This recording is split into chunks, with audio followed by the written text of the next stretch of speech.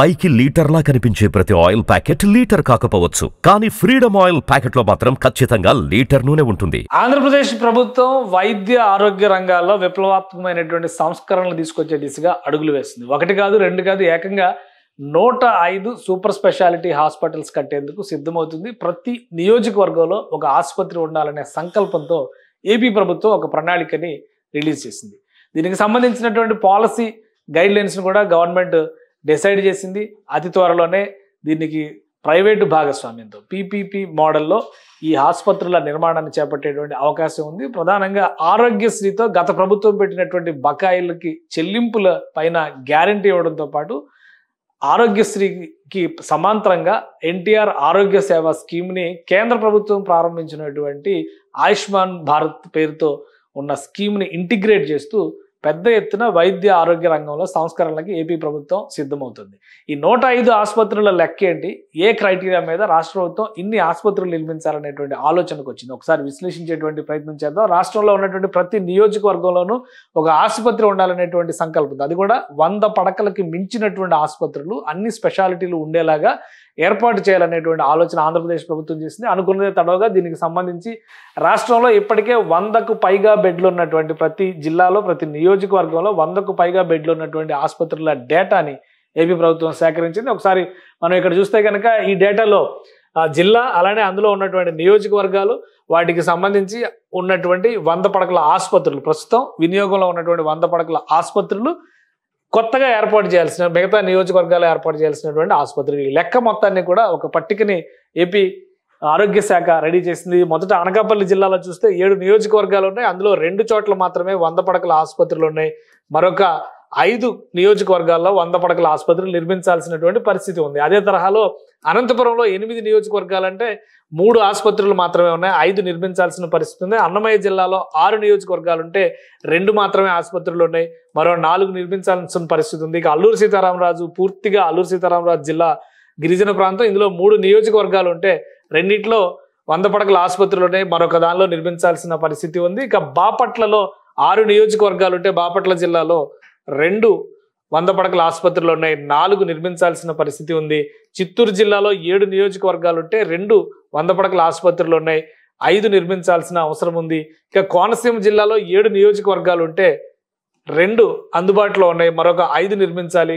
East గోదావరిలో 7 నియోజకవర్గాలు ఉంటే 3 చోట్ల ఆసుపత్రులు ఉన్నాయి, మరో 4 చోట్ల నిర్మించాల్సిన అవసరం ఉంది. ఏలూరులో 7 చోట్ల 7 నియోజకవర్గాలు ఉంటే 2 మాత్రమే 100 పడకల ఆసుపత్రులు ఉన్నాయి, మరో 5 నిర్మించాలి. గుంటూరులో 7 నియోజకవర్గాలు ఉంటే 4 చోట్ల 100 పడకల ఆసుపత్రులు ఉన్నాయి, మరో 3 నిర్మించాల్సిన అవసరం ఉంది. ఇక కాకినాడ జిల్లాలో 7 నియోజకవర్గాలు ఉంటే 2 మాత్రమే 100 పడకల ఆసుపత్రులు ఉన్నాయి, 5 నిర్మించాల్సిన అవసరం ఉంది. కృష్ణా జిల్లాలో 7 నియోజకవర్గాలు ఉంటే 4 చోట్ల 100 పడకల ఆసుపత్రులు ఉన్నాయి, మరో 3 నిర్మించాల్సిన అవసరం ఉంది. కర్నూలు జిల్లాలో 7 నియోజకవర్గాలు ఉంటే 1 మాత్రమే 100 పడకల సూపర్ స్పెషాలిటీ ఆసుపత్రి ఉంది, 6 చోట్ల నిర్మించాలి. అలానే నంద్యాల జిల్లాలో, అంటే ఉమ్మడి కర్నూలు జిల్లా పరిధిలో చూస్తే కూడా 14 నియోజకవర్గాల్లో కేవలం 2 మాత్రమే సూపర్ స్పెషాలిటీ ఆసుపత్రులు ఉన్నాయి. ఇక 2 చోట్ల కూడా 6, 6, 12 నిర్మించాల్సిన అవసరం ఉంది. ఎన్టీఆర్ జిల్లాలో 7 నియోజకవర్గాలు ఉంటే 4 సూపర్ స్పెషాలిటీ ఆసుపత్రులు అందుబాటులో ఉన్నాయి, మరో 3 నిర్మించాల్సిన అవసరం ఉంది. ఇక పల్నాడు జిల్లాలో 7 నియోజకవర్గాల్లో 6 చోట్ల ఆసుపత్రులు ఉన్నాయి, 100 పడకలకు మించిన ఆసుపత్రులు, 1 మాత్రమే పల్నాడు జిల్లాలో నిర్మించాల్సిన అవసరం కనిపిస్తుంది. పార్వతీపురం మన్యం జిల్లాలో 4 నియోజకవర్గాలు ఉంటే 1 మాత్రమే 100 పడకల ఆసుపత్రి ఉంది, మరో 3 నిర్మించాలి. ప్రకాశం జిల్లాలో 8 నియోజకవర్గాలు ఉంటే 2 మాత్రమే అందుబాటులో ఉన్నాయి, మరో 6 నిర్మించాలి. నెల్లూరు జిల్లాలో 8 నియోజకవర్గాలు ఉంటే 3 మాత్రమే అందుబాటులో ఉన్నాయి, మరో 5 నిర్మించాల్సిన అవసరం ఉంది. ఇక సత్యసాయి జిల్లాలో 6 నియోజకవర్గాలు ఉంటే 2 అందుబాటులో ఉన్నాయి, మరో 4 నిర్మించాల్సినటువంటి అవసరం కనిపిస్తుంది. ఇక శ్రీకాకుళం జిల్లాలో 8 నియోజకవర్గాలు ఉంటే 1 మాత్రమే సూపర్ స్పెషాలిటీ ఆసుపత్రి, 7 చోట్ల నిర్మాణం జరగాల్సిన అవసరం ఉంది. తిరుపతి జిల్లాలో 7 నియోజకవర్గాలు ఉంటే 4 చోట్ల ఇక్కడ సూపర్ స్పెషాలిటీ ఆసుపత్రులు మరో 3 నిర్మించాలి. విశాఖ జిల్లాలో 5 నియోజకవర్గాలు ఉంటే 6 నియోజకవర్గాలు ఉంటే 5 ఆసుపత్రులు ఉన్నాయి, మరొకటి నిర్మించాల్సిన అవసరం ఉంది విశాఖపట్నం జిల్లాలో. ఇక విజయనగరం జిల్లాలో 7 నియోజకవర్గాలు ఉంటే 2 చోట్ల ఆసుపత్రులు ఉన్నాయి, మరో 5 నిర్మించాలి. వెస్ట్ గోదావరిలో 7 నియోజకవర్గాలు ఉంటే 5 చోట్ల ఆసుపత్రులు ఉన్నాయి, మరో 2 నిర్మించాలి.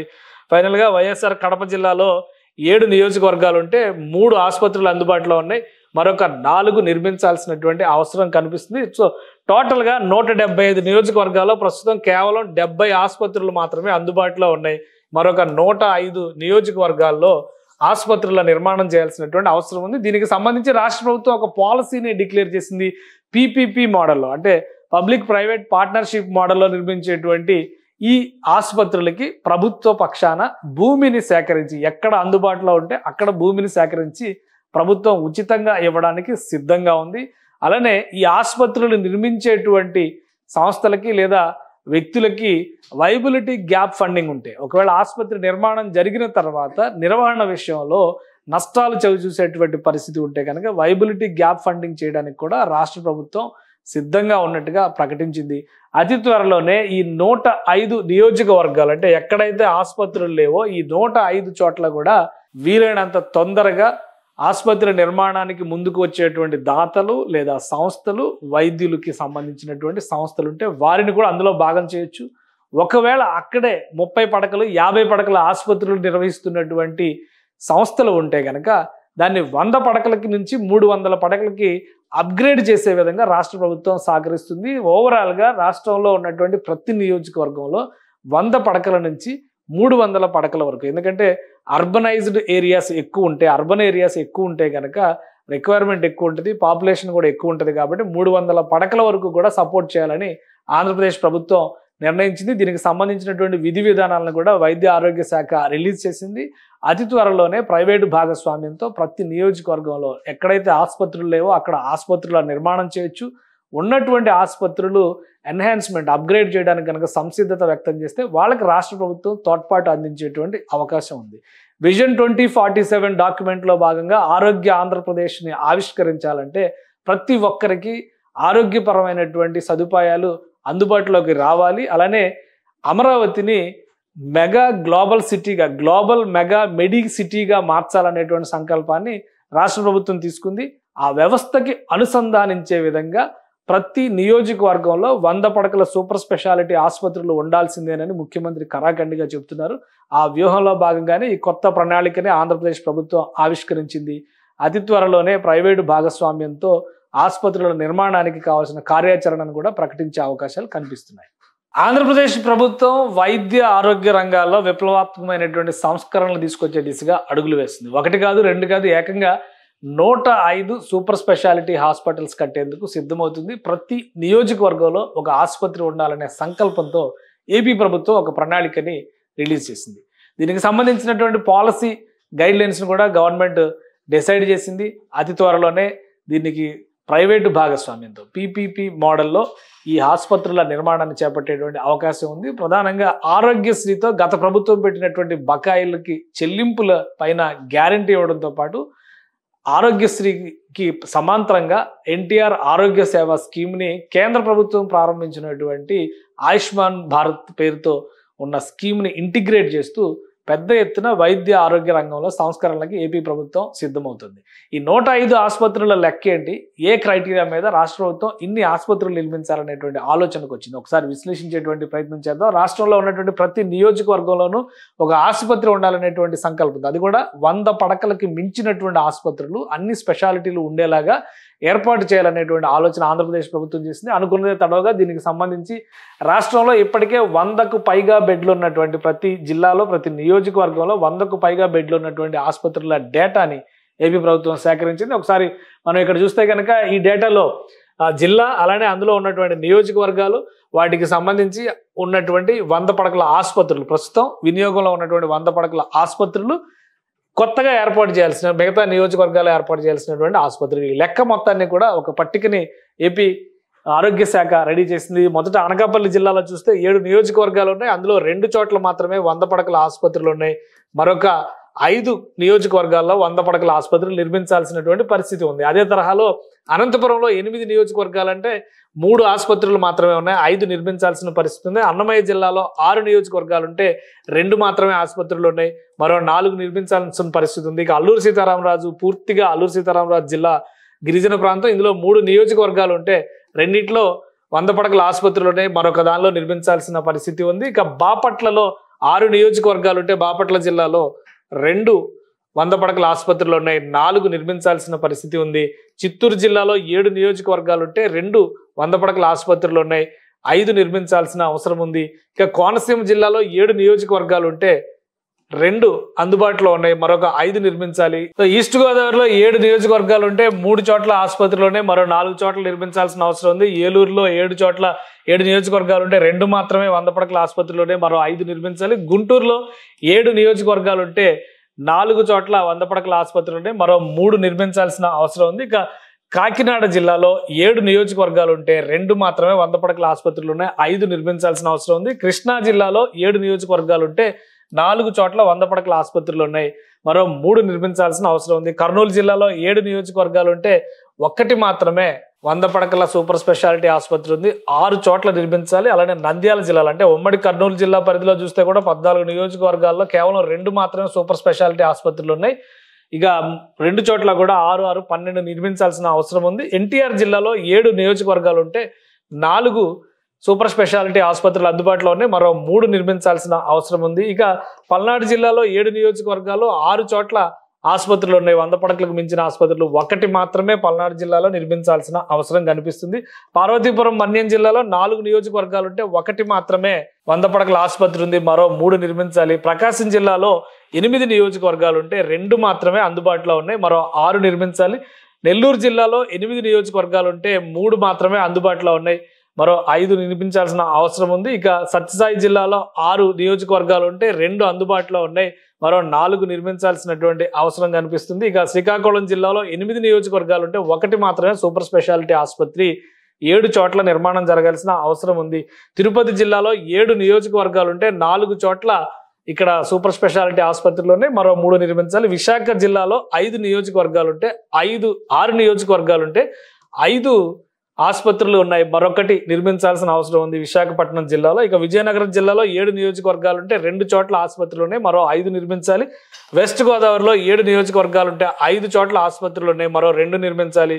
ఫైనల్ గా వైఎస్ఆర్ కడప జిల్లాలో 7 నియోజకవర్గాలు ఉంటే 3 ఆసుపత్రులు అందుబాటులో ఉన్నాయి, మరొక 4 నిర్మించాల్సినటువంటి అవసరం కనిపిస్తుంది. సో టోటల్ గా 175 నియోజకవర్గాల్లో ప్రస్తుతం కేవలం 70 ఆసుపత్రులు మాత్రమే అందుబాటులో ఉన్నాయి, మరొక 105 నియోజకవర్గాల్లో ఆసుపత్రుల నిర్మాణం చేయాల్సినటువంటి అవసరం ఉంది. దీనికి సంబంధించి రాష్ట్ర ప్రభుత్వం ఒక పాలసీని డిక్లేర్ చేసింది. పీపీపీ మోడల్లో అంటే పబ్లిక్ ప్రైవేట్ పార్ట్నర్షిప్ మోడల్లో నిర్మించేటువంటి ఈ ఆసుపత్రులకి ప్రభుత్వ పక్షాన భూమిని సేకరించి, ఎక్కడ అందుబాటులో ఉంటే అక్కడ భూమిని సేకరించి ప్రభుత్వం ఉచితంగా ఇవ్వడానికి సిద్ధంగా ఉంది. అలానే ఈ ఆసుపత్రులు నిర్మించేటువంటి సంస్థలకి లేదా వ్యక్తులకి వైబిలిటీ గ్యాప్ ఫండింగ్ ఉంటే, ఒకవేళ ఆసుపత్రి నిర్మాణం జరిగిన తర్వాత నిర్వహణ విషయంలో నష్టాలు చవిచూసేటువంటి పరిస్థితి ఉంటే కనుక వైబిలిటీ గ్యాప్ ఫండింగ్ చేయడానికి కూడా రాష్ట్ర ప్రభుత్వం సిద్ధంగా ఉన్నట్టుగా ప్రకటించింది. అతి త్వరలోనే ఈ 105 నియోజకవర్గాలు అంటే ఎక్కడైతే ఆసుపత్రులు లేవో ఈ 105 చోట్ల కూడా వీలైనంత తొందరగా ఆసుపత్రి నిర్మాణానికి ముందుకు వచ్చేటువంటి దాతలు లేదా సంస్థలు, వైద్యులకి సంబంధించినటువంటి సంస్థలు ఉంటే వారిని కూడా అందులో భాగం చేయొచ్చు.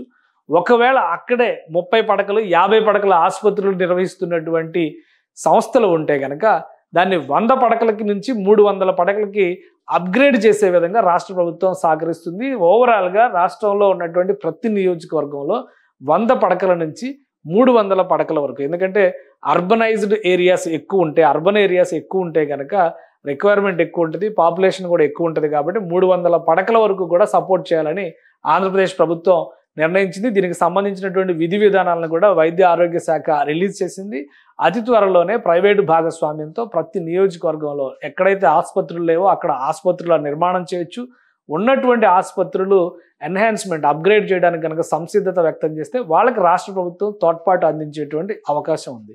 విజన్ 2047 డాక్యుమెంట్లో భాగంగా ఆరోగ్య ఆంధ్రప్రదేశ్ని ఆవిష్కరించాలంటే ప్రతి ఒక్కరికి ఆరోగ్యపరమైనటువంటి సదుపాయాలు అందుబాటులోకి రావాలి. అలానే అమరావతిని మెగా గ్లోబల్ సిటీగా, గ్లోబల్ మెగా మెడి సిటీగా మార్చాలనేటువంటి సంకల్పాన్ని రాష్ట్ర ప్రభుత్వం తీసుకుంది. ఆ వ్యవస్థకి అనుసంధానించే విధంగా ప్రతి నియోజకవర్గంలో 100 పడకల సూపర్ స్పెషాలిటీ ఆసుపత్రులు ఉండాల్సిందేనని ముఖ్యమంత్రి కరాఖండిగా చెబుతున్నారు. ఆ వ్యూహంలో భాగంగానే ఈ కొత్త ప్రణాళికని ఆంధ్రప్రదేశ్ ప్రభుత్వం ఆవిష్కరించింది. అతి త్వరలోనే ప్రైవేటు భాగస్వామ్యంతో ఆసుపత్రుల నిర్మాణానికి కావాల్సిన కార్యాచరణను కూడా ప్రకటించే అవకాశాలు కనిపిస్తున్నాయి. సుమన్ టీవీలో మీ పర్సనల్ అండ్ బిజినెస్ ప్రమోషన్స్ కోసం కింది నెంబర్కి కాంటాక్ట్ చేయండి.